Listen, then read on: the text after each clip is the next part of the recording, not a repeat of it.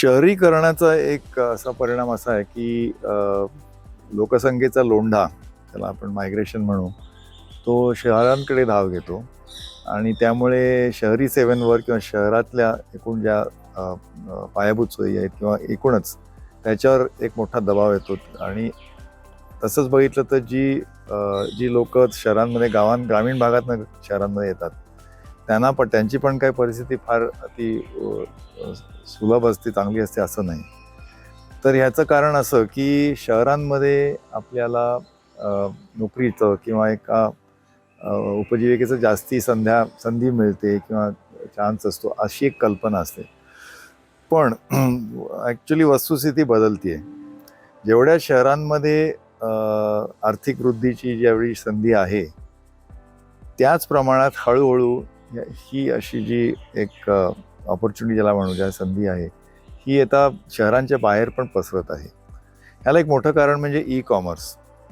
पूर्वी असं समजलं जायचं की जिथे बाजार असेल, जिथे मागणी असेल, जिथे तुमचे ग्राहक असतील, तिथे जर तुमचं दुकान असेल किंवा तिथे तुमच्या सेवा अवेलेबल असतील तर तुमचा चांगला खप होईल. पण हा एक जे कनेक्शन आहे, म्हणजे जॉग्राफिक, भौतिक, त्याला भौगोलिक म्हणू, ते ई कॉमर्समुळे ते आता तुटलेलं आहे. म्हणजे तुम्ही एका रिमोट, अगदी दूरच्या गावात सुद्धा तुम्ही एखादी वस्तू तुमचं उत्पादन करत असाल, पिशव्या करत असाल किंवा काही हँडीक्राफ्ट असेल, ग्रामोद्योग, तर तो जगाच्या कुठल्याही कोपऱ्यावर जाऊ शकतो. याचं कारण ई कॉमर्स, म्हणजे इंटरनेटमुळे जी आपल्याला एक प्रकारचं कनेक्टिव्हिटी झालेली आहे. तर ह्याचमुळे आता बरेचसे उद्योग, नुसते उद्योग नव्हे, म्हणजे नुसतं उत्पादन नव्हे, पण सेवा क्षेत्र पण, बऱ्याचशा IT कंपन्या आता अगदी ग्रामीण नसलं तरी पण शहरांच्या बाहेर त्यांच्या ऑफिसेस आता उघडत आहेत खूप मोठ्या प्रमाणात. आणि आता ह्या ज्या मोठ्या मोठ्या IT कंपन्या समजा, किंवा सर्व्हिसेस कंपन्याला म्हणतो, इंजिनिअरिंग सर्व्हिस असेल, कोणी आर्किटेक्टचे किंवा इवन वकिली, ज्यांना बॅक ऑफिसचं काम लागतं, अशी जी हळूहळू ज्या सेवा लहान लहान शहरांमध्ये किंवा मोठ्या एक जिल्हा पातळीवरच्या जिल्ह्याच्या ठिकाणी जर आल्या, तर त्यामुळे इतर अजून काही उद्योजकांना त्याचा एक फायदा होतो. उदाहरणार्थ कोणी कॅन्टीन सर्व्हिस देत असेल, कोणी मॅनपॉवर किंवा ज्याला आपण हाऊसकीपिंग म्हणू, शिपाई, तर असे